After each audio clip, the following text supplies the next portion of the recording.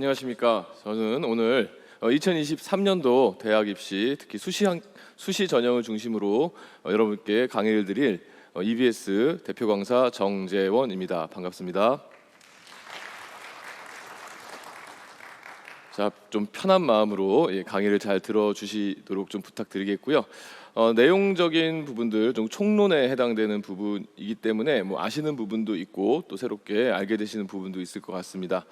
먼저 강의의 첫 출발을 좀 이걸로 시작을 해보도록 하겠습니다. 수능, 모의고사, 이게 정말 수시 입학에 매우 중요한 요소입니다. 얼마 전에 강원도 교육감께서 강원도 지역의 그 수능에 대한 이야기를 한번 언급을 하시더라고요. 수능 학력이 좀 떨어지는 것 같다, 이런 언급을 하셨는데, 맞습니다. 이 수능이라고 하는 것이 굉장히 중요한 부분이기 때문에 이 부분이 좀 어느 정도 갖춰지고, 또 우리 남은 그 수능까지 학생들이 이런 수능에 대한 부분들을 소홀히 해서는 결코 안 되겠습니다. 왜 그런지 한번 알아보도록 하겠습니다. 우리가 이제 수시 원서 접수를 쓰게 되는데요. 수시 원서 접수의 대원칙이 하나 있습니다. 그것은 뭐냐면, 수시를 합격하고 나면은 정시에 쓸 수가 없죠. 근데 수시에 내가 합격을 했는데 막상 수능까지 다 보고 나니까 정시로 갔었으면 내가 더 잘 갔을 것 같다라는 생각이 들 수가 있다는 거죠. 따라서 수시 원서를 쓸 때는 정시에 갈 수 있는 예상치를 먼저 한 다음에 그것보다 조금 더 나은 대학을 원서를 쓰셔야 됩니다. 그래서 우리가 좀 쉽게 얘기하면 이렇게 정시에서 추합, 그러니까 정말 가까스로 합격할 수 있는 수준의 대학을 수시에서는 적정선으로 쓰셔야 되겠습니다. 또 수시는 6개를 쓰기 때문에 모두 다 적정선으로 쓰실 필요는 없어요. 제가 알고 있는 학생이 수시 6개를 정말 고만한 학교에 지원을 해서 합격을 했는데, 처음에는 합격했다고 굉장히 좋아하더니 나중에 다 합격하고 난 다음에 선생님께 찾아와서 저는 어느 대학에 입학을 해야 가장 잘 간 겁니까? 라고 물어보는데 사실상 어느 대학을 가도 거의 다 똑같은 수준이었기 때문에 별 상관이 없었어요. 근데 그 친구가 울더라고요. 자기가 수시에서 조금이라도 좋은 대학을 써서 거기에 붙었으면 이런 고민을 안 할 텐데 라는 얘기를 하더라고요. 따라서 수시 원서 접수를 쓰실 때는요, 우리 학생들이 얘기하듯이 우주상향 하나 쓰시고, 약간 상향도 쓰시고, 그리고 희망을 담은 것도 쓰시되, 지금 뒤에 2개가 있죠. 요거는 이제 안정권, 그러니까 내가 정시로 갈 수 없는, 또는 수시도 갈 수 수시로는 그래도 한번 해볼 만한 안정권 대학을 써 보시는 거 좋겠고요. 그 다음에 수시 6회와 정시 3회에 제한이 없는, 또 수시에 합격을 해도 정시가 잘 나왔다면 갈 수 있는 대학이 있습니다. 바로 사관학교와 가기원과 한예종이거든요. 이런 대학들은 수시와 수시 합격과 정시와의 이 관계하고 상관이 없기 때문에 언제든지 편하게 도전해 보시고, 만약에 합격하면 등록하셔도 되고, 또 정시 수능이 잘 나왔다면 그 합격한 대학을 포기하고 정시에 또 대학을 도전해 볼 수가 있는 대학입니다. 이게 이제 수시의 대원칙입니다. 따라서 우리 학생들이 이제 남은 시험이 9월 모의고사 남았거든요. 9월 모의고사, 10월 모의고사 남았지만, 일단 원서 접수를 하기 전에 9월 모의고사가 남아 있는데, 그 9월 모의고사, 올해는 9월 모의고사인데 8월 31일 날 시험을 봅니다. 그 시험을 잘 보고 자신이 갈 수 있는 대학의 위치를 정하는 것, 이게 수시의 대원칙이다, 이렇게 말씀드릴 수 있겠습니다. 또한 그럼 어느 정도 급으로 또 생각해야 되느냐, 아주 재밌는 자료가 있습니다. 이것은 학생들의 합격선, 학생들의 모의고사 성적을 쭉 이렇게 분석해 본 거예요. 3월부터 추적해서 정시까지 갔을 때, 수능까지 갔을 때 어떤 성적이 나오는가를 추적해 본 자료가 되겠는데요. 여기 보시면은 3월 달에 제일 잘 보게 되고요. 6월 모의고사부터 떨어져서 수능에서는 6월 모의고사를 회복하는 정도의 수준, 아니면 버티는 수준만 보여줬다라는 거죠. 그렇기 때문에 3월 모의고사에서 국어, 수학, 탐구의 평균 100분위가 97%가 나온 학생, 실제로 이 학생이 수능으로 간다면은 대략 서연고를 갈 수 있는 수준의 모의고사 성적인데요. 이 학생을 추적해 보니까 나중에 수능에서는 한 92%가 나오더라. 건국대나 동국대나 홍익대학교 가는 수준이 나오더라. 그러면 이 학생은 원서를 쓸 때 건국대, 동국대, 홍익대를 기본 수시 원서의 기본으로 삼고 그 사이에 있는 대학들을 쓰면서 약간 상향해 보는 것이 좋겠죠. 이 친구가 상향, 수시는 상향이야 하고서 다 높은 대학만 쓴다면 나중에 건국대, 동국대, 홍익대보다 또는 그 수준에서 대학을 결정해야 되는 이런 또 상황이 발생할 수도 있습니다. 특히 이제 이거와 관련해 가지고 또 말씀드리고 싶은 것은 우리 학생들이 멘탈 관리를 정말 잘해야 될 것 같아요. 특히 6월달 모의고사 끝나고 또 7월 지금 이제 방학을 앞두고 있는데 이때 학생들이 많이 흔들리는 것 같은데요. 3월 같은 마음을 꾸준히 갖는 게 되게 중요합니다. 이 성적의 추적도를 보시면은 놀랍게도 상위권 학생들만 떨어지는 게 아니라 중하위권 학생들, 떨어질 데가 없을 것처럼 보이는 학생들조차도 떨어져가는 현상을 보여주고 있습니다. 자, 그러면 이제 구체적인 전형들을 한 번씩 살펴보도록 하겠습니다. 먼저 우리 수시 입학의 대표적인 전형이죠. 바로 교과 전형입니다. 수시 입학에서는 교과 전형, 종합 전형, 논술 전형 이렇게 세 가지 전형이 있는데요. 그 가운데 교과 전형을 살펴보도록 하겠습니다. 자, 교과 전형은 아주 그냥 탁 이렇게 보여드리는 게 제일 편할 것 같아요. 그냥 내신 성적으로 가는 전형이거든요. 물론 뭐 일부 대학은 면접도 좀 보고 또 상당수의 대학들이 그 수능 최저학력 기준을 설정하고 있는데 서울과 수도권에 있는 대학들은 여기에다가 플러스 학교장의 추천을 또 받아야 됩니다. 추천 인원을 제한하는 대학교가 있고요. 추천 인원을 제한하지 않는 대학이 있고요. 또 고등학교마다 추천 인원을 꽉꽉 채워서 대학에 응시를 시키는 고등학교가 있고 또 추천할 대상이 없어서 채우지 못하는 그런 학교들도 있습니다. 하지만 이게 기본적인 추천 인원이 있는 대학들의 배치표다 이렇게 보시면 될 것 같아요. 저 왼쪽에 나와 있는 것은 정시에 갈 수 있는 수준의 수능 등급을 지금 적어 놓은 거고요. 그 다음에 대학이라고 써 있으면서 저 연두색으로 되어 있는 대학은 수능 최저학력 기준이 적용되지 않는 대학들을 이야기하는 겁니다. 그리고 저 옅은 색으로 되어 있는 대학은 지금 고려대, 서강대, 성균관대 있죠. 요 대학들은요 수능 최저가 좀 높은 대학. 그러니까 세 개 영역, 수능에서 국영수, 탐구 네 개 영역 중에 세 개 영역에서 등급합이 일정 수준 이상 나와야 되는 대학들을 이야기하고 있고요. 그리고 주황색으로 나와 있는 대학은 두 개 영역으로 수능 최저를 맞추는 이런 대학이 되겠습니다. 그리고 저 그 세 번째 칸에는 이제 고등학교별로 몇 명까지 그 해당 대학에 추천할 수 있느냐, 그 추천하는 인원 내지는 비율을 제한된 비율을 적어 놓은 거고요.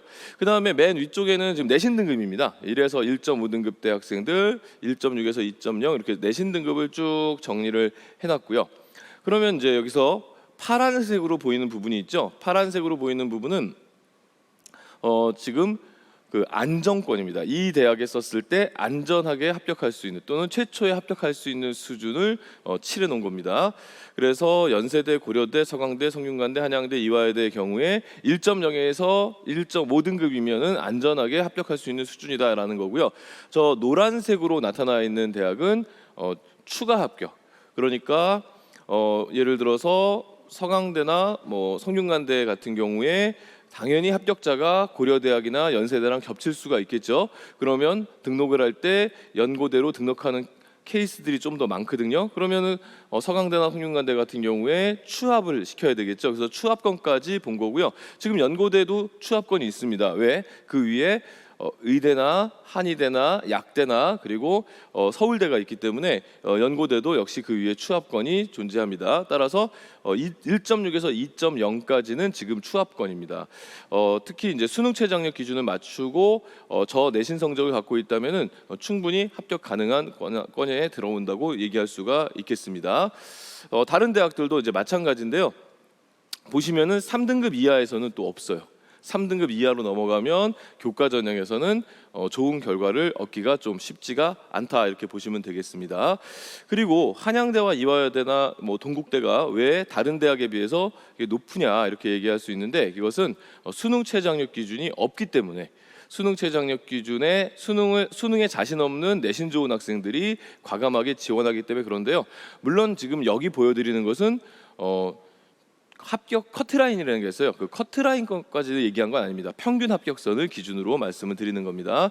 그리고 이제 강원도 지역 학생들, 이 원주 지역 학생들 같은 경우에는 꼭 이 전형이 아니더라도 이 교과 전형 중에 이제 대표적인 전형이 또 농어촌 전형이라든가 이제 기회균등 전형 같은 게 있고요. 또 지역인재 전형 같은 게 또 있어요. 뒤에 가서 말씀드리겠지만, 그래서 그 경우에는 한 0.5에서 0.5등급 한 대략 일반적인 전형에 비해서 한 0.5등급 정도 조금 낮게 합격선이 형성된다 이렇게 보시면 되겠고요. 실제로 대학에서 공개한 자료입니다. 뭐 지금 대학교 홈페이지에 들어가시거나 한국대학교육협의회 홈페이지에 들어가시면 요즘에는 이렇게 정보가 아주 그냥 시원하게 공개가 돼 있어요. 그러니까 참고하시면 될 텐데요. 지금 보시면 서울시립대 자료입니다. 서울시립대에 앞서서 서울시립대 그 합격자들의 평균치를 보시면은 보통 1.6에서 2.0까지가 합격권이고, 그다음에 2.1에서 2.5까지가 추합권이다라고 얘기했는데, 지금 여기 최종 합격자의 평균치를 보시면 1점대가 최고점대, 그 다음에 평균은 2점대 초반, 최저는 2점대 중반 정도까지 가는 것을 확인할 수가 있겠고요. 자연계도 마찬가지로 비슷한 수준에서 확인할 수가 있을 겁니다. 다만 최근에는 우리 그 2004년생들 또는 2003년생들 또 여기 혹시 2005년생 자녀들이 있을지 모르겠는데, 최근에 이 학생들은 문과와 이과에서 이제 자연계 이과 학생들의 비율이 높고, 그다음에 문이과가 통합으로 내신이 나오기 때문에 조금 이과 학생들의 내신이 높게 형성됐고, 그것이 거의 이 대학 입시에서도 그대로 드러나고 있습니다. 그러면 수능 최저학력 기준이 없는 대학교는 또 어떤 성적을 보여줬느냐? 바로 명지대학교 결과가 있는데요. 명지대학교 결과를 보면은 수능 최저학력 기준이 없는 그 명지대학교 서울 캠퍼스의 경우에 상당히 높은, 그러니까 시립대와 큰 차이가 없는 성적을 보여주고 있죠. 생각해 보면 시립대가 명지대보다는 분명히 학생들의 내신 성적이나 수능 성적이 많이 높을 거라고 생각하는데, 그 생각보다는 별 차이가 없게 나타나는데요. 이것은 바로 수능 최저학력 기준의 영향 때문에 그렇습니다. 그러니까 명지대학은 수능 최저학력 기준이 없고, 서울시립대학은 세계영역 등급합 7이라고 하는 높은 최저학력 기준이 있고, 그 차이에 의해서 합격자들의 내신 성적도 영향을 끼치지만 수능 최저학력 기준도 상당히 영향을 끼친다는 것을 알 수가 있겠습니다. 자, 그리고 교과 전형 중에서 내신 성적만 가지고 뽑지 않는 5개의 대학이 있습니다. 올해 5개의 대학은 바로 지금 보여드리는 대학인데요. 여기는 중간에 보시면 서류 30, 서류 30, 서류 20 이런 식으로 이제 서류 평가를 교과 성적과 함께 한다는 거죠. 그래서 내신이 좋다 나쁘다를 떠나서 서류 평가도 같이 겸한다. 그래서 내신 성적이, 물론 내신 성적이 좋은 학생들을 선발하지만 서류 평가를 통해서 어떤 과목을 선택했고 어떤 과목에서 몇 등급이 나왔나 이런 것도 같이 보겠다라는 뜻이에요. 그래서 학생부 종합 전형과 교과 전형의 중간 형태의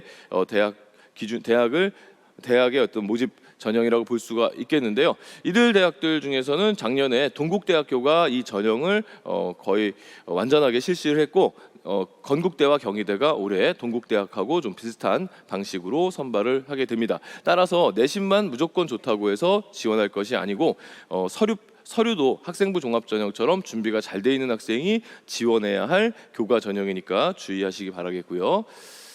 자, 그리고 교과 전형에서 또 생각해 봐야 될 게 뭐냐면, 내신이 좋다라고 해도 어떤 친구는 합격을 하고 똑같은 내신이 좋은 학생인데 어떤 친구는 불합격을 하는 경우가 있는데요. 그것은 이제 뭐냐면, 지금 위쪽에 나와 있는 그래프를 보시면 됩니다. 지금 고려대학교는 1등급에게 100점을 부여했죠. 뭐 연대도 마찬가지고 한양대도 마찬가지인데, 보시면 2등급에게 부여한 점수가 지금 연대하고 한양대는 고려대보다 훨씬 더 낮은 점수를 부여하고 있는 거죠. 그러니까 내신 성적대가 비슷하다 하더라도, 똑같은 1등급대의 내신 성적을 갖고 있다 하더라도 2등급이 좀 더 많은 경우가 있어요. 2등급에 또 이수 단위가 높은 과목이 또 2등급인 경우. 그래서 이랬을 때는 고려대학에서는 좀 밀리게 되지만, 또 연세대학에서는 고려대학에서는 안 밀리게 되지만 연세대학에서는 밀릴 수도 있다. 이렇게 내신 성적이라고 하는 것을 대학마다 보는 시각이 굉장히 다르거든요. 그래서 이 부분은 대학 홈페이지나 또는 각 고등학교에 요즘에 좋은 내신 반영하는 대학에서 내신 반영하는 대로 계산해 주는 프로그램들이 다 있어요. 그래서 선생님들과 상담을 하시면서 자신의 내신이 특정 대학에 유리한가 불리한가를 잘 점검을 하셔야 되겠습니다. 그리고 앞서서 봤던 그 노란색 있고 파란색 있던 그 표가요, 바로 이제 서울 수도권 대학에서 고등학교 추천 전형을 이야기하는 건데요. 그 전형의 이름을 지역균형 선발 전형이라고 하고 있는데요. 이 지역균형 선발 전형하고 또 이 강원도 지역 학생들에게는 이 강원도에서 고등학교를 나온 학생들만 응시할 수 있는 지역인재 전형이 있는데, 요거는 다른 겁니다. 그러니까 서울 수도권의 교과 전형은 지역균형 선발 전형이라고 명칭이 그렇다는 거고요. 강원도 지역 대학에서 하는 지역인재 전형과는 다르다는 점 알아두시면 좋을 것 같습니다. 자, 그러면 이제 가장 궁금해하시고 또 핵심적인 전형이죠. 수시에서 거의 뭐 한 3-40% 정도 모집 인원을 가지고 있고요. 특히 서울 수도권 쪽에서 매우 많이 뽑는 서울 수도권의 수시 모집 인원의 45%를 선발하는 전형이 바로 이 학생부 종합 전형입니다. 그럼 이 학생부 종합 전형에 대해서 좀 살펴보도록 하겠습니다. 자, 학생부 종합 전형은 배치표를 또 만들어 봤어요. 학생부 종합 전형에 이제 어떤 학생들이 가장 적극적으로 도전해야 하는가를 좀 생각해 보셔야 돼요. 지금 내신 성적이 맨 왼쪽에 나와 있고요. 그리고 이제 내신 성적과 별개로 수능이 잘 나오거나 이제 수능이 못 나오거나 하는 사례를 또 분류를 해버렸어요. 그랬을 때 이제 수능 성적이 좋으면 내신 성적이 어쨌든 간에 크게 구애받을 게 없죠. 그래서 큰 문제 없으니까 이쪽은 모르셔도 되고요. 수능이 부족했을 경우를 좀 우리가 좀 생각을 해봐야 돼요. 이 가운데서 내신 성적이 1.0에서 1.9까지의 아주 높은 내신 성적은 앞서서 우리 표를 봤듯이 거의 합격할 만한 대학들이 너무나 많거든요. 그래서 이 학생들은 사실은 대학을 합격한다. 특히 서울권에 있는 또는 지역에 있더라도 약대나 의대, 한의대 이런 쪽에 도전했을 때 상당히 좀 의미 있는 결과를 가져올 수 있는 성적대라고 볼 수가 있어요. 그리고 이 성적을 갖고 있는 친구들은 어느 지역에 어떤 고등학교를 다니든 간에 입시에서 크게 불리할 것은 전혀 존재하지 않는 학생들인데요. 가장 문제가 뭐냐면 2.0에서 3.6등급까지의 학생들이에요. 이 학생들은 고등학교에서 보면은 매우 성실한 학생들이거든요. 학급 안에서도 반에서 2등, 3등, 4등, 5등 그 정도 딱 들어오는 학생들이고 학교 활동도 굉장히 열심히 하는 아주 좋은 학생들인데, 이 학생들의 경우에 워낙 이 대학 입시라고 하는 게 서울 수도권 쪽에 대학을 지향하는 학생들의 움직임이 많잖아요. 그러다 보니까 이 대학 입시가 어느 정도 성적의 성과를 내도 참 쉽지 않은 부분이 분명히 있어요. 예를 들어서 우리가 100명이 달리기를 해서 25등 안에 들었을 때 우리는 그것을 상위권이라고 얘기할 수밖에 없잖아요. 100명이 달리기 했는데 25등 안에 들었으니까. 하지만 대학 입시에서는 4등급이에요.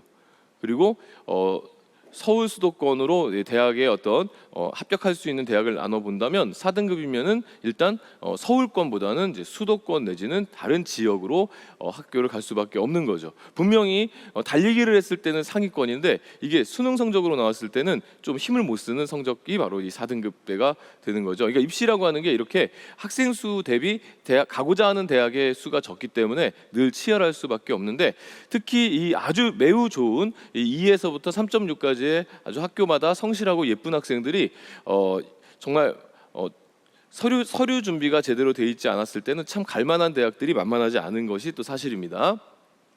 그래서 학종은 어느 학생들이 쓰느냐, 바로 이쪽입니다. 그래서 2에서 3.6등급까지 학생들이 서류를 잘 갖춰서 쓰는 대학이 되겠고요. 특히 2.0에서 2.3등급까지의 학생들은요, 학생들이 좀 용기를 갖고 과감하게 도전을 한다면은 사실은 이 친구들은 갈 수 있는 대학이 정말 좋은 대학도 갈 수가 있습니다. 그런데 또 자신 없이 또 용기 없이 이제 지원을 하는 경우도 많이 있어서 좀 안타까움이 있는데요.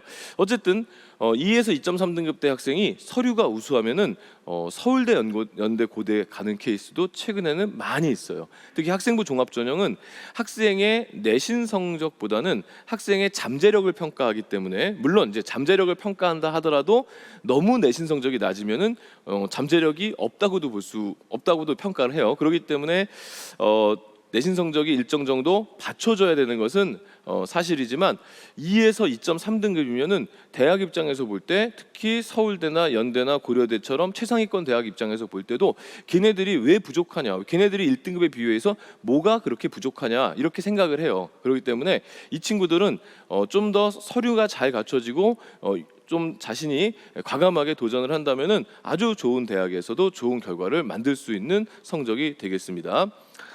그런데 만약에 2에서 2.3등급 학생들이 서류가 우수하지 않다면, 거기다가 수능도 부족하다면 갈 수 있는 대학의 범위가 확 줄어들게 되는 거죠. 그래서 이런 부분들을 여러분들이 알고 계셔야 될 것 같습니다. 그런데 이제 이 학생부 종합전형은 올해 큰 변화가 하나 있을 예정입니다. 이걸 잘 알고 계셔야 되는데, 작년도에 대학에서 학생부 종합전형에서 블라인드 평가라는 걸 했어요. 블라인드 평가라고 하는 것은 학생의 정보를 전혀 모르는 상태로 학생을 선발해야 되는 그런 평가가 되겠습니다. 뭐 여러 문제가 있었죠. 학생부 종합전형과 관련된 여러 이제 문제점들에 대한 지적들이 나오자 교육부에서 2019년 11월달에 블라인드 평가를 기본으로 하는 대입 공정화 방안을 발표했는데요. 그러면 대학에서 볼 수 있는 건 뭐냐? 대학에서 볼 수 있는 게 이겁니다. 학생 개인 정보와 관련된 부분들은 아무것도 볼 수가 없어요. 그러니까 오로지 학생의 교과 세특, 학생이 독서한 독서 활동, 학생의 종합 의견, 학생의 성적, 요것만 보고 학생들을 선발해야 되는 거죠. 이름도, 성도, 성별도, 집 주소도 뭐 전혀 알 수 없는 그런 방식으로 가게 됐습니다. 그렇게 되니까 이제 학생들을 평가하는 게 굉장히 난감해졌죠. 그래서 대학에서도 그래도 예를 들어서 이 학생이 정말 그 어려운 상황 속에서 공부를 뭐 지역적으로 또 어려운 지역이 있으니까 이런 어려운 지역 속에서도 열심히 공부해서 좋은 결과를 만들었구나, 이런 평가를 할 수 있어야 되는데, 이제 그런 것들을 할 수가 없게 돼서 학교 안에서 볼 수 있는 것만 본다는 거죠. 그래서 서울대학교 입학사정관이 이런 얘기를 했어요.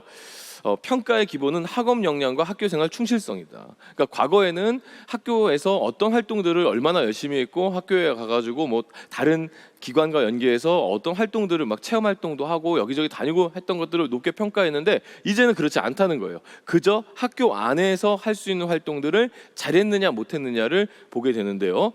그러면 이제 크게 그게 두 가지죠. 학업 역량과 학교 생활이 되겠죠. 그래서 학업 역량을 이제 분석할 때 어떻게 하느냐? 학생의 우수성을 확인하기 위해, 그러니까 학생이 뭐 1등급이 나왔던 2등급이 나왔던 3등급이 나왔던 어쨌든 학생의 어떤 성적이 있을 텐데, 학생이 그 성적을 만들기 위해서 어떤 수업을 들었고, 수업을 어떤 과목들을 자신이 들었고, 또 어떤 방식으로 공부를 해 나갔는지에 대해서 열심히 들여다보겠다, 이렇게 얘기를 했고요.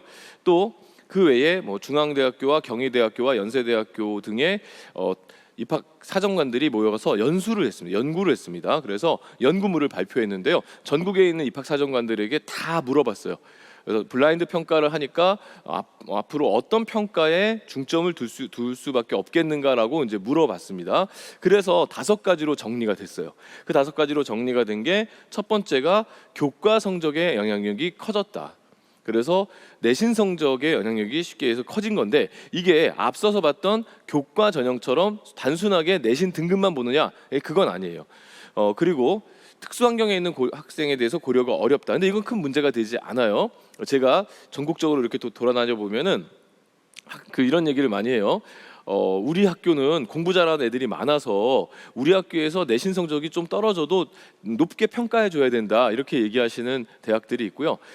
고등학교들이 있고요. 또 어떤 고등학교는 우리 학교 애들은 공부를 안 하는데 그 안에서 이만큼 했으면 얘는 정말 잘한 거다라고 얘기를 해요. 그러니까 특수 환경은요, 다 그냥 자기 해석하기 나름이라서 이건 큰 문제가 되지는 않을 것 같습니다. 세 번째가 이제 굉장히 중요해요. 세 번째가, 이미 우리 고3 학생들 같은 경우에 1학년은 이제 공통 과목이었지만 2학년, 3학년 오면서 선택 과목을 해왔거든요. 그 선택한 모습들을 평가에 반영할 수 있는 근거가 나왔습니다. 선택 과목의 영향력이 커졌다, 선택 과목 영향력이 있더라라고 되어 있고요. 그 다음에 학생이 속해 있는 학교가 어느 학교인지 모르지만 이 학교가 교육과정을 잘 운영을 했나 안 했는가, 이런 것도 많이 보게 되더라. 그 다음에 다섯 번째가 교과 세특이 굉장히 중요해졌다. 자기소개서가 특히 없어지면서 올해도 이제 많은 대학이 없어졌어요. 근데 내년엔 아예 없어지죠. 그러면서 교과 세특의 영향력이 굉장히 커졌더라. 이렇게 얘기해서 우리 빨간 글씨만 보면은 올해 교과 성적, 선택 과목 그리고 교과 세특 요 세 가지가 학생부 종합전형에서 상당히 영향력을 행사할 거라고 생각합니다. 다만 놓치지 마셔야 될 것이 그 학교에서 내가 지금 다니고 있는 그 고등학교에서 어떻게 공부했느냐라는 거, 어떤 활동들을 했느냐 이런 것들이라는 뜻을 잘 기억하시기 바랍니다. 그럼 이제 학생부 종합전형의 평가 방법은 원칙적으로 이렇습니다.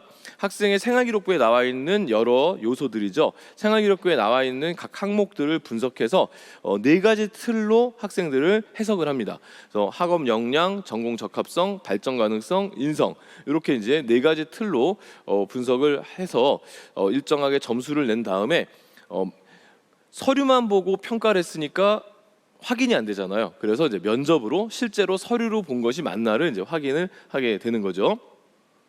그럼 학업 역량이라는 게 뭐냐? 학업 역량을 성적으로 보시면 안 됩니다. 단순하게 1등급, 2등급 이렇게 성적으로 보시면 안 되고, 여기서 말하는 학업 역량이라고 하는 것은 이제 학생의 이제 공부에 대한 어떤 탐구를 이야기하는 거죠.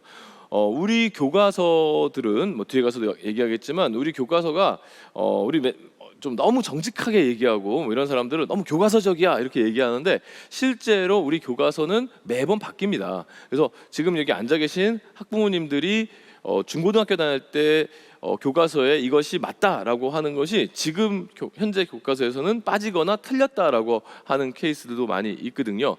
그럼 학업 역량이라는 건 뭐냐면 교과서에 나와 있다고 해서 무조건 무비판적으로 이것을 수용하고 받아들이고 암기만 하는 것이 아니라 이게 왜 그럴까에 대해서 이제 탐구도 해보고 고민도 해보고 하는 흔적들을 이야기하는 겁니다. 그러니까 당연히 수업 활동 중에서 선생님과 같이 했던 발표라든가 토론이라든가 실험이라든가 이런 활동들을 통해서 학업 역량이 보일 수 있게 되는 거죠. 그래서 학업 역량이 바로 있는 그대로의 사실보다는 자기 나름대로의 탐구하는 모습을 보여준다라고 보시면 되겠고요. 그다음에 전공 적합성 같은 경우에는 이게 이제 올해 굉장히 크게 영향력이 있을 것 같은데, 바로 지원하고자 하는 학과, 가고자 하는 학과와 관련된 어떤 적성과 소질과 또는 이제 성적에서 드러나는 어떤 수준이 있는가, 이것들을 이제 보는 거고요. 발전 가능성은 말 그대로 학생의 활동이나 또는 성적 같은 것을 통해서 앞으로 발전할 수 있는 가능성이 있어 보이는가, 이렇게 얘기하는 거고요. 인성은 뭐 착하다, 못됐다 이렇게 얘기하는 것이 아니라 이제 학생이 갖고 있는 그 기본적인 어떤 성향들이 대학에 갔을 때 얼마나 대학 생활을 잘 할 것이고, 또 앞으로 대한민국의 리더로서 어떤 모습을 보일까를 이제 예측해보는 이런 부분이라고 할 수 있겠습니다. 그런데 앞서서 블라인드 평가를 얘기했는데, 그러면서 지금 대학들이 전공 적합성하고 발전 가능성을 요것을 또 합치려고 하는 움직임이 있어요. 그래서 내년에는 이제 확실하고 올해도 일부 대학에서 이렇게 발표를 했습니다. 역량을 세 가지로 나눈 거예요. 그러니까 앞서서 네 가지였지 않습니까? 학업 역량, 전공 적합성, 발전 가능성, 인성인데 전공 적합성과 발전 가능성을 묶어가지고 진로 역량이라고 하는 새로운 부분들을 넣습니다. 그럼 이제 이것을 어떻게 평가하느냐? 이제 학생의 입장에서 또 부모님의 입장에서 우리 아이들 또 학생은 자기 스스로를 객관화시키는 거죠. 자신의 생활기록부를 탁 펼쳐놓고 한번 고민해 보는 겁니다. 나는 우수한 학생인가? 그래서 내가 얼마나 우수한가를 스스로 찾아보는 거예요. 그럼 세 가지의 우수성만 찾으면 돼요. 학업 역량에서의 우수성, 진로 역량에서의 우수성, 공동체 역량에서의 우수성, 이 세 가지를 찾아보시면 됩니다. 그래서 학업 역량의 우수성은 크게 세 가지로 또 거기서 세분화될 수 있거든요. 내 생활기록부를 보니까 나는 학업 성취도가 굉장히 좋다. 왜냐? 나는 등급이 좋기 때문이다. 난 등급은 좀 부족해도 원점수가 그래도 상당히 높다. 이런 것들을 이제 스스로 얘기해 볼 수 있겠죠. 그 다음에 학업 태도. 나는 정말 학교 수업을 너무 성실하게 들었고, 또 학교에서 그 수업에서 요구하는 부분들을 충실하게 따랐을 뿐만 아니라 적극적으로 참여했다. 이런 부분들이 세특에 또 나와 있다. 그러면 자신의 학업 태도가 높게 평가되는 거죠. 그러니까 학생부 종합전형은 자기 스스로 한번 평가해 볼 수가 있어요. 그리고 탐구력이 앞서서 얘기했던 대로 있는 그대로의 사실만을 받아들이는 것이 아니라 좀 더 분석적이고, 또 있는 그대로의 사실을 받아들인다 하더라도 근거를 좀 찾아보는 이런 모습들을 얘기하는 겁니다. 그 다음에 진로 역량 같은 경우에는 자신의 미래를 잘 찾는가가 되게 중요한 거죠. 사실은 이 진로라는 건요, 조선시대까지는 진로라는 게 없습니다. 조선시대에는 그냥 신분제 사회잖아요. 노비로 태어나서 무슨 진로가 있겠습니까? 노비로 태어나서 나는 나중에 훌륭한 노비가 될 거야, 이렇게 생각하지는 않잖아요. 그러니까 이 진로라는 것은 이게 신분제 사회가 없어진 현대 사회의 산물인데요, 학생들이 그러기 때문에 자신이 앞으로 어떻게 살 것인가를 고민하는 건 매우 중요한 겁니다. 아이들이 이런 얘기를 하죠. 저는 정말 뭘 해야 될지 모르겠어요. 그리고 좋은 게 없어요. 이렇게 얘기하는 친구들도 상당히 많은데요, 뭘 정하라는 것이 아니라 고민해 보라는 거죠. 자신의 미래를 위해서 고민해보고, 없어요라고 하는 것도, 없는 고민도 해보다 보면은 또 거기서 답이 나올 수 있는 것이 또 하나의 교육적인 어떤 측면에서 굉장히 중요한 부분이거든요. 그래서 없다고만 너무 고민하지 마시고 그 없는 것 자체도 또 고민해보면서 또 다른 걸 찾아보고 하는 노력들이 필요한데요. 이 진로 역량에서는 이 진로 찾기가 바로 그런 겁니다. 그러니까 어떤 특정한 전공이나 특정한 직업만을 가지고 그 목표를 정해놓고 꾸준히 가는 것도 좋은 거지만, 자신의 미래를 위해서 이것도 한번 도전해보고 저것도 도전해보고 목표를 설정해서 도전해보고 하는 여러 모습들을 보여주는 것이 바로 진로 찾기라고 보시면 되겠습니다. 역시 교과서 특기나 자율활동이나 종합의견이나 독서 이런 데 보면은 착 연결돼서 보이는 친구들이 있어요. 그 다음에 과목 선택 우수, 이게 이제 올해 되게 중요한 부분인데, 어떤 과목을 선택해 왔는가의 부분인데요, 이건 조금 이따가 다시 한번 살펴보겠습니다. 그 다음에 이제 공동체 역량 같은 경우에 인성과 관련된 부분인데, 특히 이제 인성 중에서도 착하지 않다, 이건 평가하기가 어렵잖아요. 그런데 이제 공동체 역량이 우수하다는 것은 공동체 안에서 어떤 자신의 역할들을 해 나가는가, 그래서 뭐 리더십을 보일 수도 있고요, 또 추진력, 과감한 결단력 이런 것들도 이제 보일 수 있는 친구들이 많거든요. 아무래도 대학에서 학생부 종합으로 선발할 때 우유부단한 친구들을 뽑지는 않을 거 아닙니까? 그러니까 꼭 어떤 좋은 특징들도 중요하지만 안 좋은 특징들은 갖고 있지 않는가, 이런 것도 좀 생각해 볼 필요가 있는 겁니다. 그리고 특히 이제 이 학업 역량을 평가할 때 최근에 이제 저런 자료들이 있어요. 그 대학교 홈페이지에 들어가셔서 학생부 종합전형 가이드북을 꼭 다운받아서 보세요. 그럼 거기에 이렇게 질문이 있습니다. 학생부 종합전형을 할 때 입학사정관들이 질문지를 만들어서 한쪽 모니터에는 학생의 생활기록부를 띄워놓고 한쪽에서는 이 질문지에 대한 답을 적는 방식으로 평가를 하거든요. 그럴 때 이제 저런 질문들이 있는데, 그 중에서 특히 저 빨간색으로 되어 있는 질문이 있어요. 유난히 소홀히 하는 과목은 없는가? 이게 학생부 종합전형에서 특히 학업 역량에서 특정 과목만 잘하는 것이 아니라 중요하지 않다. 사실은 고등학교의 어떤 과목도 중요하지 않은 과목은 없습니다. 근데 학생들은 성적을 내기 위해서 또는 좀 더 쉽게 대학을 가는 방법이 무엇일까 생각하다 보면은 일부 과목들을 갖다가 포기하는 경우가 있거든요. 그래서 예를 들어 뭐 수학하고 중국어하고 같이 뭐 다음날 중간고사를 본다, 그러면 수학 공부 열심히 하고 중국어는 안 하고, 이런 친구들이 있는데 그런 부분들에 대해서 대학이 경종을 울렸습니다. 그래서 소홀히 한 과목이 있는 경우에도 분명한 감점이 존재한다라고 지금 이야기하고 있습니다. 그리고 이제 면접도 굉장히 중요하죠. 제가 면접을 많이 이제 학생들하고 연습을 하는데요. 면접 연습을 하다 보면 여학생들은 상당수 이 면접을 잘하는 학생들이 많다, 이렇게 좀 이해가 되는데, 남학생들 같은 경우에는 면접에 약한 친구들이 너무 많아요. 겉으로는 너무 멋있고 용맹스럽게 생겼는데 어쩌면 면접관 앞에서는 그렇게 작아지는지 모르겠어요. 그래서 제가 정리까지 했죠. 여학생들은 면접을 할 때 작은 활동도 정말 그럴듯한 활동처럼 잘 이야기하는 반면에, 남학생들은 지가 한 활동도 안 한 활동처럼 얘기하더라. 그 정도로 느껴집니다. 면접에서도 또 생각해 볼 게 뭐 있냐면, 여기 비율이 있잖아요. 이 비율이라는 게 20% 정도 면접에 들어가면은 사실은 면접에 영향력이 별로 없어요. 서류 평가와 면접이 이제 들어갈 때 20%는 큰 영향력이 없다. 근데 30%부터는 영향력이 있습니다. 30% 정도 면접이 들어가게 되면 면접을 아주 잘했을 경우에 자기보다 서류나 성적이 좋은 학생을 뒤집을 수가 있고요. 40%쯤 되면은 이거는 약간 면접 전형에 좀 가깝습니다. 그래서 서류 점수보다 면접의 영향이 상당히 크고, 그럼 당연히 그 밑에는 어마어마하겠죠. 면접에 자신이 없는 학생들은 서류만 보고 평가하는 대학도 제법 있고요. 또 같은 대학 안에서도 면접 평가 서류형으로 나눠가지고 평가하는 대학도 있으니까 면접을 하지 않는 학교를 또 찾아볼 수도 있겠죠. 그리고 상위권 대학으로 가면 갈수록 면접이 없는 케이스들도 굉장히 많으니까 면접에 자신 없는 학생들은 면접 없는 전형을 도전해 보는 것도 괜찮겠습니다. 그리고 면접 유형도 크게 이제 두 가지로 나눠볼 수가 있는데요. 면접은 앞서서 얘기했듯이 학생부를 가지고 평가 요소, 그러니까 학업 역량, 전공 적합성, 발전 가능성, 인성, 그리고 올해는 학업 역량, 진로 역량, 공동체 역량, 이제 이런 식으로 간다 그랬잖아요. 그렇게 해서 평가를 했는데 이게 거짓까지는 아니더라도 대학 입학 사정관들이 잘못 파악할 수 있을 거 아닙니까? 그래서 이제 면접으로 확인을 하는 과정인데 그 면접에서 대표적인 유형이 서류 확인 면접이라는 게 있습니다. 그래서 서류 확인 면접은 대부분의 대학들이 실시를 하고 있고요. 그 다음에 제시문 기반 면접이라는 게 있는데 이것은 서류 확인 면접을 안 하고 제시문 기반 면접을 하는 것이 아니고 서류 확인도 하면서 제시문도 줘서 학생이 그 제시문을 읽고 거기에 나와 있는 딜레마 상황들 같은 경우를 같이 이야기해 보는 것이 바로 이제 제시문 기반 면접이라고 할 수 있겠습니다.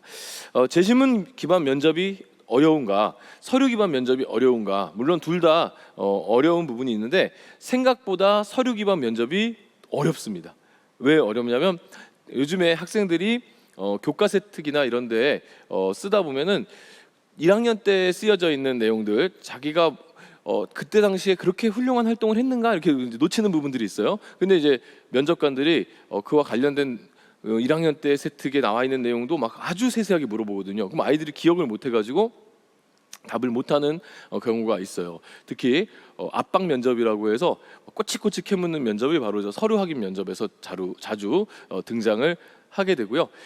몇 번 면접 해보다가 뭐 모든 대학이 그렇진 않지만 면접을 좀 시도해 보다가 조금 학생이 면접을 잘 못하거나 아니면 서류가 가짜로 이제 좀 그 서류에 나와 있는 내용이 좀 이 학생은 좀 과장했다라고 이제 평가를 하게 될 때 보통 이제 대학에서는 잘해주죠.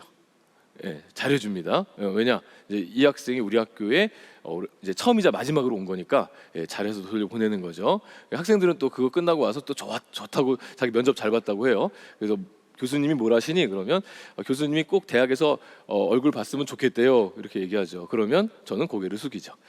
예, 그래서 이 면접 서류 확인 면접 그런 내용이라는 거. 그다음에 이제 진짜 우리가 또 한번 이 자리에서 대학 입학 사정관들이 평가하는 방식을 한번 얘기해 보도록 하겠습니다. 일단 이제 등급만 보고 한번 평가를 해볼게요. 석차 등급이 지금 A와 B 학생 두 학생이 있는데요. 여러분들이 보실 때는 A와 B 학생 중에 어떤 학생이 더 우수해 보입니까? A는 올 1등급이고 B는 1.6등급입니다. 딱 봐도 A가 우수해 보이죠. 하지만 여기서 우리가 생각해야 될 게 뭐냐면 학생부 종합전형은 생활기록부에 나와 있는 모든 내용을 대학이 확인할 수가 있습니다. 그러면 뭘 확인할 수 있느냐? 원점수도 확인할 수가 있거든요. 학생이 중간고사, 기말고사 볼 때마다 100점 만점 중에 몇 점을 받았는가를 볼 수가 있는데 그걸 보게 되면 A와 B의 학생을 좀 보니까 A는 80점대를 가지고 지금 모두 1등급이 나왔던 학생이고 B는 2등급은 좀 아쉽지만 확실하게 주요 교과목에 만점을 통해서 1등급까지 나오는 학생이에요. 위에 있는 자료 등급만 봤을 때는 A가 우수해 보이는데 원점수까지 보니까 A보다 B가 훨씬 더 우수하다는 것을 우리는 알 수가 있겠죠. 따라서 이렇게 A 학생은 정말 이 80점대로 1등급 나온 거 보니까 이건 정말 전생에 나라를 한 3번 정도 구한 학생입니다. 이런 학생은 자신이 갖고 있는 장점 중에 등급이 장점이죠. 이 학생은 교과 전형을 쓰는 것이 훨씬 더 좋은 대학에 합격할 가능성이 높고요. B 학생은 A 학생을 이기려면 자신의 원점수도 보여줘야 되는 전형, 학생부 종합 전형을 쓰는 것이 훨씬 더 합격의 가능성을 높일 수가 있습니다. 그럼 이걸 좀 더 디테일하게 한번 볼게요. 지금 이제 4개의 케이스가 있습니다. 등급이 나오는 점수가 나오는 4개의 케이스가 있는데요. 96점을 받고 1등급이 나왔다. 이거는 그냥 잘한 겁니다. 뭐 어느 고등학교에 다니든 96점을 받은 학생이 1등급이 나온 것은 너무나 당연한 수치라고 볼 수가 있겠고 잘한 거라고 봐야 되는 거죠. 근데 이제 대학에서 고민하는 학생은 바로 이 두 번째 학생입니다. 96점인데 3등급이 나왔어요. 96점이나 받았는데 3등급이 나왔다. 3등급 학생인 줄 알았더니 원점수가 96점인 거죠. 이랬을 때 이제 대학들이 고민에 빠지기 시작합니다. 이 학생의 성적은 왜 이렇게 나왔을까? 시험 문제가 쉬웠을까? 아니면 같이 공부한 학생들이 굉장히 잘했을까? 자기 자신은 96점 받았다고 좋아했는데 주변 친구들이 다 97점, 98점 이럴 수 있는 거잖아요. 이제 그런 부분들을 대학이 따져보는 거죠. 한 과목만 보는 게 아니라 전 과목들을 보면서 이 성적이 어떻게 나온 건가를 보는 거고요. 특히 45명 가로하고 45라고 써 있는 건 이수자 숫자죠. 같이 이수한 학생이 45명밖에 안 되는 소수 강자예요. 이랬을 때 조금 등급이 낮더라도 대학들이 낮게 평가하지 않는다는 점이죠. 반면에 세 번째 학생은 84점인데 1등급이 나왔어요. 또 대학은 고민에 빠지는 거죠. 과연 시험 문제가 어려웠을까? 아니면 같이 공부하는 친구들이 전체적으로 공부를 못하는 것일까? 이런 것들을 이제 판단하게 되는 거죠. 거기다가 편차라는 게 있습니다. 표준 편차라는 게 있는데 이 편차는 바로 상위 그룹과 하위 그룹의 격차를 이야기하는 건데요. 지금 84점 받고 1등급 받은 학생은 지금 그 격차가 큰 학교에 속하고 있는 거죠. 이랬을 때 대학에서는 이제 이 부분을 어떻게 봐야 할 것인가가 고민이 되겠죠. 여기다가 다른 과목 그리고 교과 세트 이런 것까지 종합해서 보고 그리고 수강 인원까지 같이 종합해서 본다면 두 번째 학생은 3등급이지만 세 번째 학생의 1등급보다 더 높게 평가받을 수가 있는 겁니다. 그래서 학생부 종합전형의 결과가 나오다 보면 아니 저 고등학교에 3등급 학생은 붙었는데 왜 우리 고등학교에 1등급 학생은 안 붙습니까? 이렇게 질문하는 경우가 많이 있는데 이런 디테일한 차이를 대학들이 무려 2달 동안 분석하기 때문에 그렇습니다. 74점에 4등급 그냥 4등급이에요. 예, 이거는 뭐 방법이 없습니다. 그냥 74점 나왔으면 그냥 4등급 나온 것은 그냥 당연하다 이렇게 보시면 되겠고 이것은 평가에서 높은 평가는 나오지 않습니다. 그 다음에 진로 선택 과목은 그럼 어떠냐? 우리 성취도만 나오는 과목이 있죠. A, B, C만 나오는 과목이 있는데 그 옆에 성취 비율이 있어요. 이 성취 비율이 굉장히 중요해요. 이 80점과 79점은 정말 79점 1점인데 A와 B로 희비가 엇갈리게 되는데요. 교과 전형에서 특히 고려대학교처럼 교과 전형에서 이 성취도를 이 진로 선택 과목을 반영할 때 이 1점 차라도 등급을 확 벌려서 반영을 하는 대학교가 많이 있습니다. 그러니까 성취도가 나오는 평가에서는 무조건 80점이 넘어야 되는 이런 건 기본이 돼야 되겠고요. 98점 세 번째 학생을 보면 98점이에요. 98점이면 뭐 어떤 점수가 나왔든 간에 본인이 한 문제밖에 안 틀렸다는 거니까 본인이 잘한 거예요. 저 친구는 높게 평가를 받고 있고요. 네 번째 나온 학생 같은 경우에는 85점인데 아주 못한 건 아니지만 A 비율이 무려 77%예요. 이렇게 되면 그냥 뭐 본인 나름대로 그냥 열심히 했는데 아주 뭐 탁월하다 이렇게 보지는 않겠죠. 그 다음에 맨 끝에 58점 C에 58점에 C가 나왔으니까 공부를 못한다라고 볼 수 있겠지만 A와 B의 지금 비율을 보니까 채 6%가 안 돼요. 그리고 60점이 B와 C의 기준점인데 58점이니까 아깝게 지금 C가 된 거죠. 이랬을 때는 이 친구는 또 나쁘게 평가받지 않습니다. 그러니까 진로 선택 과목도 그렇고 일반 선택 과목도 그렇고 단순하게 등급이나 성취도만 평가하는 것이 아니고 그 안에서 어떻게 이 성적이 구성되었는가를 아주 세밀하게 대학들이 살펴본다는 점을 기억해 주셔야 되겠습니다. 그리고 이제 세특입니다. 세특도 지금 한참 교과 세특과 관련된 활동들을 많이 하고 있을 텐데요. 8월 중순 정도까지 아마 그 교과 담당 선생님들은 세특을 입력하시고 있을 겁니다. 그래서 세특에 대한 이제 여러 가지 그 이야기들이 각종 매체를 통해서 많이 나오고 있습니다. 특히 뭐 유땡땡하는 그런 그런 데서 많이 나오고 있는데 무조건 신뢰하기보다는 조금 이 세특에 대해서 좀 더 정확하고 바른 지식을 좀 알 필요가 있을 것 같아요. 세특은 지금 이 한양대학교의 학생부 종합전형 가이드북에 나와 있는 이제 좋은 세특이라고 해서 나온 건데요. 이렇게 이제 다양한 정보를 알 수 있으면 좋다는 거예요. 그래서 뭐 어떤 내용이 나오든 간에 학생에 관련된 다양한 정보들을 파악할 수 있는 교과 세특이 좋다. 그래서 뭐 태도라든가 뭐 역량이라든가 이런 것들을 잘 평가받을 수 있는 세특이 좋다라는 그런 뜻인데요. 이 세특과 관련해서 조금 더 생각해봐야 될 게 자기소개서하고 함께 좀 생각을 해봐야 됩니다. 아마 제 강의 다음 강의가 자소서에 대한 아주 구체적인 강의를 들으실 텐데요. 그렇기 때문에 자소서 얘기를 다 여기서 하진 않겠습니다. 다만 교과 세특과 자소서는 좀 맥락적으로 비슷한 부분이 있습니다. 왜 그러냐? 교과 세특은 3년 동안 학생들이 학교 수업에서 활동한 내용들에 대한 학생에 대한 소개거든요. 그게 선생님이 적어주시지만 그 안에는 학생을 소개하는 거죠. 그리고 자기소개서는 학생이 자신을 소개하는 내용이고요. 그래서 여기에는 하나의 포인트가 좀 있습니다. 어떤 포인트가 있느냐? 아까 처음에 제가 학생부 종합전형 이야기하면서 학업 역량 이야기하면서 기존의 어떤 그 상식들 이런 것들이 교과서들 이런 것들이 바뀔 수 있다라고 이야기를 분명히 말씀을 드렸죠. 그리고 거기에 대한 우리의 태도들이 좀 굉장히 중요한 부분입니다. 예를 들어서 지금 요 맨 이제 왼쪽에 나와 있는 것은요, 그 교과서에 나와 있는 내용입니다. 김옥균, 갑신정변이라고 많이 들어보셨을 거예요. 김옥균이 고종과 명성황후를 명성황후에 압력을 가해서 우리나라의 입헌군주제를 추구했던 아주 큰 사건인데요.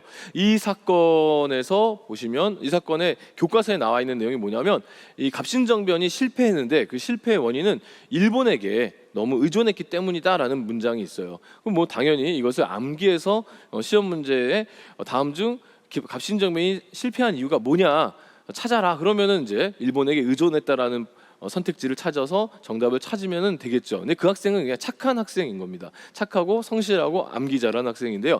여기에 이제 대학이 특히 학생부 종합전형에서 원하는 학생은 뭐냐면 근거를 찾아보는 거죠. 그 근거가 뭐지? 그 다음에 김옥균은 정말 나라를 팔아먹기 위해서 일본에게 의존했던 건가? 아니면 더 큰 어떤 비전이 있었던 건가? 이 김옥균에 대한 한번 인물도 분석해 볼 수도 있고, 그리고 당시 국제적인 상황에서 일본이 아니면 다른 나라의 뭐 도움을 받을 수 있는 나라가 있었을까? 아니면 우리가 그 정도의 힘이 있었을까? 이런 것도 또 다른 대안은 없었을까? 이런 것들을 같이 고민해 본다면 이 학생이 갖고 있는 이런 우수성이 더 드러나는 거죠. 대학은 이런 학생들을 학생부 종합전형에서 뽑으려는 학생은 바로 이 고민한 학생들을 뽑는 거죠. 원자력 발전 뭐 나쁘다 옳다 뭐 탈원전 이게 뭐 정치적인 어떤 평가 이런 거하고 별개로 학생들 같은 경우에는 저게 문제라면 어떤 문제점이 있는 것인지, 탈원전은 반드시 해야 되는 것인지 아니라면 또는 해야 된다면 여기에 대해서 근거를 막 찾아보고 고민해 보는 것들 생각해 봐야 되겠고요. 일회용품도 마찬가지입니다. 일회용품 안 쓰기는 쉽죠.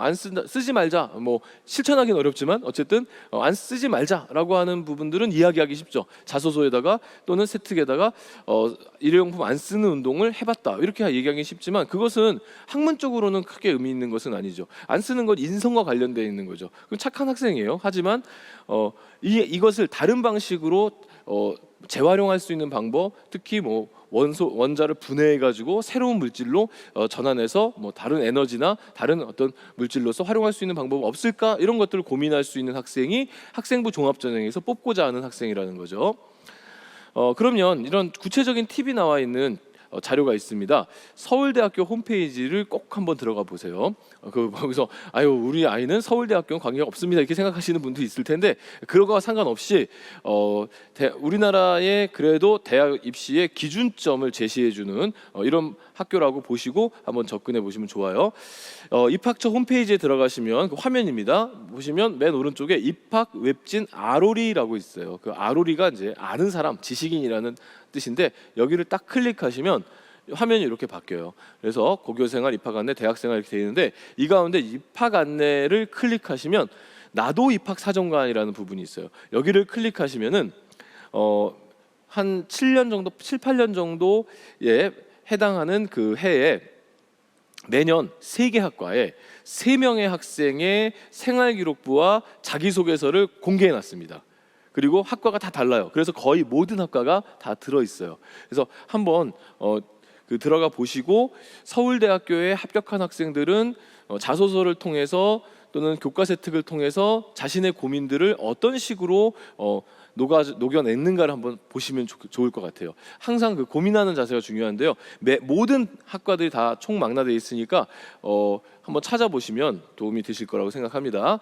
거기 나와 있는 내용들을 한번 볼게요. 나와 있는 내용들을 보면은 이렇게 영어교육과를 지원한 학생인데 이제 영어 표현법에 대한 고민을 하면서 자신의 이제 그 고민들을 찾아나가는 과정. 아까 분명히 말씀드렸죠. 고민하라고. 그리고 도전해보고 근거를 찾아보고 이 학생은 영어가 왜 안 될까? 영어가 어떻게 하면 더 잘 통할 수 있을까? 이런 것들을 이제 고민하면서 억양도 매우 중요한 부분이라는 것을 이제 찾아내는 모습들을 보여준 거고요. 또 감정 공유에 대한 부분도 이제 소통을 해서 중요하다는 걸 찾아낸 학생이죠. 그런데 다만 이게 생활기록부의 근거가 되어 있어야 되는 거고, 그리고 뭐 기쁨을 누렸다 이런 건 크게 중요한 자료는 아닙니다. 중요한 것은 이제 생기부의 근거가 돼야 된다는 거죠. 그리고 또 이제 이 학생의 경우 같은 이제 영어교육과 학생이고요. 그다음에 이제 이 두 번째 게 재밌는데요. 두 번째 게 치의대를 쓴 학생인데 이 친구는 기존의 자료를 불신해요. 그러니까 기존의 자료가 있는데 자기가 그 자료를 읽어보고 이것이 과연 맞는 자료인가를 불신해서 스스로 이제 이 자료에 대해서 검증을 해보고 신뢰할 수 없는 부분이라고 해서 자기 나름대로 자료를 찾아보는 이런 모습들을 보여주고 있습니다. 그래서 이런 게 되게 중요한 거죠. 대학 입시에서 서울대뿐만 아니라 모든 학생부 종합전형에서는 이러한 자세를 갖고 있는 학생이 필요한 겁니다. 자소서뿐만 아니라 특히 이 친구의 글을 읽어보면요 더 기가 막힌 게 이 친구는요 교과서 자체를 불신해요. 예. 그래서 자기 그 교과서가 있는데 그 네 번째 줄에 보면 설명이 부족하다는 거예요. 교과서는 저의 지적 호기심을 충족해주기에 설명이 부족해서 그 이유가 뭐 근거가 근거가 제대로 나와 있지 않다. 이게 이제 포인트예요. 그래서 이렇게 보시고 그 다음에 이제 근거들을 찾아가는 과정들을 자기가 이야기를 하고 있는 거죠. 이 부분은 자소서지만 교과서 혜택도 바로 이러한 관점에서 선생님이 발표 주제를 던져줬을 때 또는 어떤 과제를 준비해서 한번 분석해서 가져와라 하고서 이제 과제를 내줬을 때 학생들이 근거 찾기들을 좀 많이 해보시면서 이 주제에 대해서 본인만의 문제 제기를 해본다면은 아주 좋은 세특을 만들 수 있을 거라고 생각을 합니다. 자, 그리고 이제 논술 전형으로 넘어가도록 하겠습니다. 자, 논술 전형은요 학생들이 지금까지도 고민 안 하는 친구들이 있는데요. 지금 이제 논술을 고민할 수 있는 마지막 기회예요. 그러니까 지금 논술을 생각하지 않은 학생들이 그 논술을 언제 많이 쓰느냐? 실제로 논술 경쟁률이 한 40대 50대 기본적으로 하잖아요. 경희대학교를 제일 많이 쓰더라고요. 경희대학교 논술을 지원하는 학생이 한 4만 명쯤 되거든요. 그런데 경희대학교하고 성균관대학교하고 그렇게 멀리 떨어져 있지 않은데 같은 날 논술을 봐요. 그래서 논술 보는 날 그 동네 8만 명이 와요. 예, 거기다 학부모들까지 오면은 아주 10만 명 이상의 바글바글 한데 그 가운데서 한 500명 정도 합격을 하거든요. 그게 논술이에요. 그냥 논술을 하면 논술은 뭐 아무나 쓰는 게 아니구나 이렇게 생각을 하는데 대체로 이제 학생들이 그 많은 학생들이 어디서 튀어나오느냐? 지금 주변에 논술을 준비한 학생들도 없는 것 같은데 대체로 이제 9월 달에 수시 원서 접수할 때 많이 튀어나와요. 수시 원서 접수할 때 다른 친구들 막 원서 쓰는데 자기는 어디 쓸까 막 고민도 하고요. 또 어떤 친구들은 수시 원서 접수 끝나고 한 그 보름 뒤에 추석이잖아요. 그러니까 이제 추석 때 친척 만날 거 아니에요. 친척 만나면 친척이 우리 집에 와서 고3이 있다는 걸 발견하면 제일 먼저 뭘 물어보겠어요? 너 어디 있었니? 물어볼 거 아니에요. 그러니까 이제 명절 대비용 원서도 써야 되는데 학종이나 교과는 준비가 안 돼 있고 이러면 이제 논술을 하나씩 쓰는 거죠. 근데 너무 이제 그렇게 보여주기식 원서는 쓰지 않으셨으면 좋겠어요. 만약에 친척들이 물어볼 것 같다 그러면 과감하게 이렇게 얘기하세요. 어디 원서 썼니? 또는 어디 썼어요? 이렇게 물어보면 서울대요. 이렇게 대답하세요. 예. 그리고 무슨 과 썼어? 그러면 의대 썼습니다. 이렇게 얘기하시면 돼요. 네. 그럼 그 다음에 절대 안 물어보고요. 나중에 그 대학 그 학과가 아니다 하더라도 이미 친척들 사이에서는 걔 옛날에 거기도 썼대 이렇게 소문이 나니까요. 아주 좋은 방법입니다. 근데 이제 그 논술은 준비하면 쓰는 거고 준비가 안 돼 있으면 안 쓰는 게 맞습니다. 올해 논술에서는 대학이 좀 늘었어요. 서경대학하고 홍익대 세종 캠퍼스가 논술을 보고요. 홍익대 세종 캠퍼스는 이과만 선발을 하고 있습니다. 논술 같은 경우는 이렇게 높은 수능 최저학력 기준을 보여주고 있는데 요거 통과할 수 있는 학생들이 도전을 하는 게 좋지만 수능 최저학력 기준이 없는 대학들도 있으니까 수능에 자신이 없는 친구들은 또 이 해당 대학을 또 찾아보시는 것도 도움이 될 것 같습니다. 그리고 의학 계열이나 약학 계열도 논술로 많이 뽑고 있는데요. 작년에 성균관대학교 약대 논술 전형이 666대 1이라는 정말 경이적인 경쟁률을 보여줬습니다. 그리고 문제 같은 경우는 크게 이제 두 가지가 있습니다. 유형이 인문 유형하고 이제 자연 유형이 있는데 인문 유형 안에 두 가지 유형이 있는데요. 인문 유형에서는 뭐 참고를 좀 드리면 여기 두 번째 있잖아요. 두 번째 언어 논술 플러스 통계 도표, 그다음에 이제 세 번째 언어 논술이 있는데 이게 근본적으로 이런 겁니다. 이 인문 사회의 고민은 크게 두 가지로 나눠지거든요. 하나는 개인이냐 공동체냐. 이거 항상 우리 딜레마 중에 하나잖아요. 그래서 개인이 우선이냐 공동체가 우선이냐라고 하는 그 딜레마가 사회적 딜레마가 되겠고요. 또 하나가 어떻게 사는 것이 옳은 삶인가라고 하는 그 개인의 삶에 대한 부분이 있죠. 그래서 개인의 삶은 윤리적 부분이에요. 바로 언어 플러스 통계 도표라고 나와 있는 대학들의 문제 유형은 대체로 개인이냐 사회냐, 개인이냐 공동체냐를 묻는 이런 문제가 출제가 되는 내용이고요. 언어 논술로 나와 있는 이 대학들은 어떻게 사는 것이 바람직하고 행복한 삶이냐에 대한 윤리적, 철학적 문제를 질문하는 게 많이 나오니까 사회문화라는 과목이 강점이 있는 학생들은 저 두 번째, 그 다음에 생활과 윤리에 강점이 있는 학생들은 요 세 번째 유형이 좀 더 잘 맞는다라고 보시면 되겠고요. 경제학과 같은 경우는 수학 문제가 출제가 되는 게 지금 맨 윗줄에 나와 있습니다. 여기는 이제 수학 문제를 직접적으로 출제하는 경우입니다. 자, 그리고 이제 이과 쪽은요. 이과 쪽 논술은요. 대체로 이제 수리 논술입니다. 뭐 위에 언어 논술이 첨가되는 학교도 있는데 대부분의 경우는 이제 수리 논술이고요. 또 일부 대학은 이제 과학 논술이 첨가가 되는데요. 여기서 이제 주목하셔야 될 것은 바로 기하입니다. 기하. 그러니까 수리 논술은 수학 논술인데 출제 범위가 기하가 들어가느냐 안 들어가느냐를 좀 한번 체크를 해야 되는데 또 더 한번 체크해야 될 게 뭐냐면 그 기하가 제대로 출제되느냐 아니면 가볍게 쉬운 문제만 출제되느냐 또는 아예 명목상은 출제한다고 해놓고 출제를 안 하느냐를 살펴봐야 되는데요. 이것은 각 대학 홈페이지에 모의 논술이라는 게 지금 다 탑재되어 있거든요. 모의 논술 또는 이제 기출 문제 이런 것들을 참고하셔가지고 파악하시면 될 것 같습니다. 자, 그럼 이제 정시입니다. 정시면서 수능 이야기를 좀 해야 될 것 같은데요. 지금 이제 수능 성적이 문이과가 통합되면서 수학을 미적분을 선택해야지 유리하냐 또는 이제 확률과 통계를 선택해야 유리하냐 이렇게 고민하는 사람들이 많이 있고 또 거기에 대한 다양한 이야기가 나오고 있습니다. 하지만 미적분을 선택하든 확률과 통계를 선택하든 지금의 기본 구조는 바로 이런 겁니다. 즉 지금 파란색과 핑크색의 지금 그 배경이 있는데요. 저 하늘색 배경에 있는 A 학생, 이 A 학생은 수학을 B보다 잘하지만 이과 학생이었고요. 이과 학생이고 자기보다 수학을 더 잘하는 학생들과 지금 경쟁을 하고 있는 그런 상황이고요. 바로 이제 2002년생들까지 이런 모습을 보인 거죠. B 학생은 A보다 수학을 못하지만 이 친구는 문과 학생들이 보는 수학 나형을 선택해서 문과 또는 예체능 학생들과 같이 수학 경쟁을 한 학생이에요. 그래서 2002년생까지는 그 A 학생은 아무리 내가 열심히 해도 B보다 훨씬 수학을 잘해도 자꾸 수학 가형에서 성적이 5등급, 6등급이 나왔던 거고요. B 학생은 A보다 수학을 못해도 1, 2등급이 나왔던 거예요. 그런데 작년부터 이게 통합된 겁니다. 그래서 수학을 잘했지만 이과 안에서는 좀 밀렸던 이 학생은 지금 크게 밀리지 않는 거죠. 왜? 문과 학생들이 지금 밑에 속된 표현으로 깔아주고 있으니까. 그래서 A 학생은 이제 3등급 이하로 웬만하면 벗어나지 않고 있고요. B 학생은 아무리 자신이 좀 어느 정도 수학의 성과를 보여준다 하더라도 4등급 이상을 맞기가 어려운 이런 구조로 바뀐 겁니다. 일단 기본적으로 이렇게 생각하시면 됩니다. 2002년생까지 문과와 이과로 나눴던 수학을 2003년생부터는 이과 수학 문제를 문이과가 같이 푼다 이렇게 이해하시면은 그게 가장 더 정확한 부분이 될 것 같아요.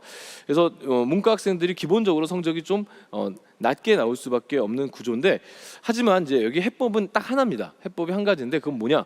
공통 과목과 선택 과목으로 수학이 구성되어 있죠. 수원 수투라는 공통 과목과 그다음에 미적분 확률 통계라는 선택 과목으로 구성이 되어 있는데, 기하도 있죠.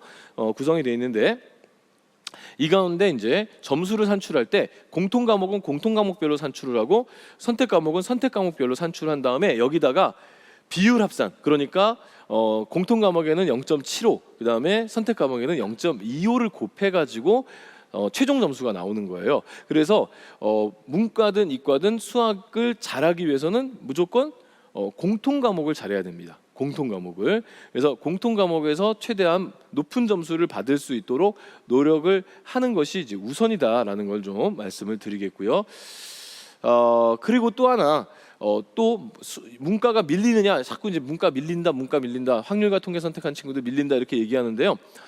이런 지금 실제로 그래프가 나오긴 했어요. 그리고 파란색으로 보여지는 게 자연계 학생이고요. 빨간색이 인문계 학생이에요. 그리고 이쪽으로 갈수록 지금 고득점이고요. 위로 갈수록 숫자가 많은 거거든요. 그러니까 지금 파란색의 고득점자가 인문계보다 많다, 이게 딱 보이는 거죠. 하위권 쪽에서는 인문계가 더 많고 이렇게 지금 수능 성적이 나오고 있는데, 이게 이제 여기서 우리가 또 한 가지 놓치지 말아야 될 것이 뭐냐면, 지금 문과와 이과 중에서 전국적으로 이과가 점점 늘어나고 있습니다. 약대도 있고 그다음에 첨단학과도 있고, 올해 같은 경우만 하더라도 첨단학과가 한양대나 서강대에 반도체학과가 신설되면서 더 늘어났어요. 그리고 약대, 의대 당연히 많고, 그래서 학생들이 고등학교 때 자연계 쪽을 선택해서 현재 그런 그 유망한 학과들을 가려고 하는 도전하는 학생들이 많다 보니까, 심지어 어떤 고등학교는 특히 여고 같은 경우는 원래 10학급이 있으면 그 중에서 3학급 정도가 이과고 7학급이 그 문과였는데, 최근에 서울 지역 학교들을 보면은 심한 경우 14개 학급 중에서 11반이 여학교인데도 11반이 이과고 3반이 문과인 경우도 있어요. 그래서 이과가 엄청나게 늘어났거든요. 반대로 그럼 문과가 줄었네요. 문과가 줄어드니까 어떤 일이 벌어졌냐면, 문과에 남아있는 학생들은 엄청나게 공부를 잘하는 학생들이 이제 남아 있거나, 아니면 2등부터는 성적이 훅 떨어져서 있게 되는 거죠. 그러니까 문과에서 최상위권 학생들은 지금 수능이 잘 나오거나 아니면 내신도 좋고 수능도 모두 좋은 아주 우수한 학생들이 일부 남아 있는 건데, 이 친구들이 수시에서 다 이제 뭐 끌려간다는 표현인지 모르겠지만 수시에서 거의 합격을 해서 정시는 남지를 않는 이런 구조가 돼서, 이과 학생들은 이제 수시나 정시나 어쨌든 경쟁하는 아이들도 많고 하다 보니까 결국에는 이제 수시 합격 못하고 정시까지 가는 케이스가 있잖아요. 근데 이과 학생들이 정시로 가면은 문과 쪽 대학에 아이들이 없어요. 지원할 아이들이. 그래서 교차 지원이 지금 많이 일어나고 있는 그런 상황이라는 점을 정리해 보도록 하겠습니다.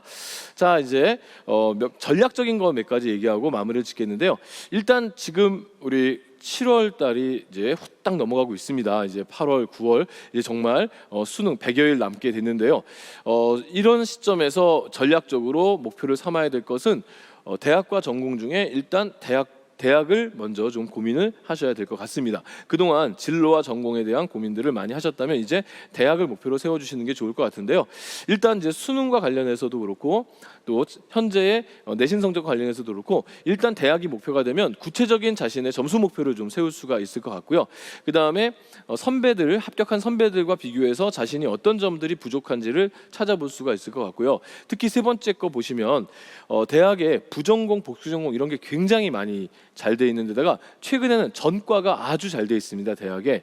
그래서 서울대, 연세대, 성균관대를 제외한 전국의 거의 모든 대학들, 고려대학을 포함해서 전국의 모든 대학들이 지금 전과제도를 운영하고 있기 때문에 이런 전과제도를 활용해 보시는 것도 좀 도움이 되겠고요. 그 다음에 진로 전공도 중요하지만 이 진로 전공에 대한 방향성도 굉장히 중요하거든요. 예를 들어서 이런 겁니다. 경영학과를 가겠다, 좋죠. 경영학과 좋지만 또 워낙 이쪽 학과를 희망하는 친구들이 많았을 때는 자신이 좀 부족했을 때 학과를 좀 돌려봐야 됩니다. 돌리긴 돌리는데 경영학과를 도전한 학생이 뭐 불문과라든가 일문과라든가 이렇게 돌리기 좀 애매하죠. 이랬을 때는 경영 계열에 조금 더 점수가 또는 학생들의 선호도가 낮은 학과를 고민해 볼 수가 있겠죠. 미디어 쪽도 마찬가지가 되겠고요. 그리고 특히 생명과학, 이과 학생들이 많이 선호하는 생명과학도 다양하게 있거든요. 특히 우리 강원대학교 같은 경우 굉장히 좀 다양한 학생들을 다양한 학과들이 생명과학 관련된 학과들이 있거든요. 그랬을 때 꼭 생명과학과를 고집할 것이 아니라 그 유사학과들도 같이 고민해 보는 것도 좋은 대안이 된다는 거죠. 특히 이들 대학들은요, 사실상 배우는 내용들이 거의 좀 비슷한 과목들이 많습니다. 그래서 이런 것들을 잘 찾아가지고 좀 전략을 세우셨으면 좋겠습니다. 그리고 또 하나 현재 한 4등급대가 나오는 학생들, 지금 아무것도 준비가 안 돼 있고 오로지 지금 현재 내가 갖고 있는 것은 수능 성적이 4등급대가 나오고 있다. 이런 학생들은 목표를 4444, 국영수 탐이 444라면은 4432등급을 목표로 하시는 게 좋습니다. 특히 영어 같은 경우에 4등급은 60점대가 4등급인데요. 보통 영어 60점대 학생들, 4등급대 학생들을 보면 60점, 61점으로 4등급인 경우는 많지가 않아요. 항상 64점, 67점, 65점 이런 식으로 영어가 4등급인 경우가 많거든요. 이 학생들 큰 욕심 버리고 아주 어려운 문제 억지로 풀려고 하지 마시고 기존에 나왔던 자기가 잘 풀 수 있는 문제를 안 틀리는 게 굉장히 중요합니다. 특히 64점, 65점 정도 맞고 있다면 사실은 두 문제 정도만 더 맞춰서 70점만 나오면 3등급이거든요. 이러면은 결과가 많이 달라집니다. 그리고 탐구는 남은 기간 열심히 해서 2등급을 만들어 놓는다면 현재 내가 갖고 있는 부족한 내신, 부족한 서류 이런 것들을 정시해서 충분히 만회할 수 있는 그런 상황이거든요. 그럼 어떤 결과가 있느냐? 일단 4444가 나오면요, 수도권 대학을 기준으로 했을 때 서울 소재 대학에 지금 보이는 수원, 강남, 안양, 용인 정도의 수준의 대학에 정시에 입학할 수 있는 수준이 되고요. 전문대는 서울 수도권에서 유아교육과 정도 진학할 수 있는 수준이 되고, 수능 최저학력 기준 2개합 8 정도니까 서울 수도권에서는 거의 2개합 8의 수능 최저는 없어요. 그래서 그 범위가, 지원할 수 있는 범위가 좁은 편인데요. 이게 4432만 나와도요, 일단 인서울의 4년제 대학에 합격할 가능성이 대단히 높고요. 그리고 경기권의 간호학과를 또 합격할 수 있는 그런 수준이 되고요. 2개합 5는요, 경희대학교 수능 최저학력 기준이 2개합 5입니다. 그래서 학생들이 현재 저렇게 4444가 나온다면은 3등급 하나, 2등급 하나가 어디든지 나올 수 있도록 노력을 해주시는 게 좋고요. 실제로 대학 입시의 결과입니다. 가천대와 가톨릭대의 실제 학생들의 결과를 보시면 이렇게 43, 45 뭐 이렇게 나와도 지금 여기 미적분 본 학생이 교차 지원해서 인문계의 영미문학과에 합격한 이런 사례가 확인되고요. 인문계 학생 같은 경우 4431, 또 맨 끝에 보시면 4433으로 지금 인서울의 대학을 합격하는 사례를 확인할 수가 있습니다. 따라서 지금 아무것도 준비가 안 돼 있는 학생이라면 수능 끝까지 한번 노력해 보시는 것을 권해드리겠습니다. 그리고 국립대학교도 많이 생각해 보셔야 되는데요. 최근에 국립대학교 1, 2, 3, 4등급대의 대학들이 있는데 그 이하의 지금 보이지 않는 대학들은 대학마다 좀 성적이 좋은 학과가 있고 또 그렇지 못한 학과들이 확연하게 나눠져 있는 국립대학들입니다. 국립대학은 또 이쪽 그 강원도 지역에 또 좋은 대학들이 많이 있는데 아주 높은 점수가 형성되어 있지 않기 때문에 수시와 그다음 정시에서 하나씩 이제 수시에서도 만약 수시를 쓴다면 수시에서 또 정시를 쓰면 정시에서 하나 정도를 걸어 놓고 나머지 수시에서는 5개, 정시에서는 나머지 2개 전형을 도전해 보는 것도 괜찮고요. 뭐 남학생들 같은 경우에 또 국립대에 가서 뭐 ROTC를 해본다거나 뭐 다양한 진로의 방향성도 생각해 볼 수가 있으니까 좀 고민해 보시는 것도 좋을 것 같습니다.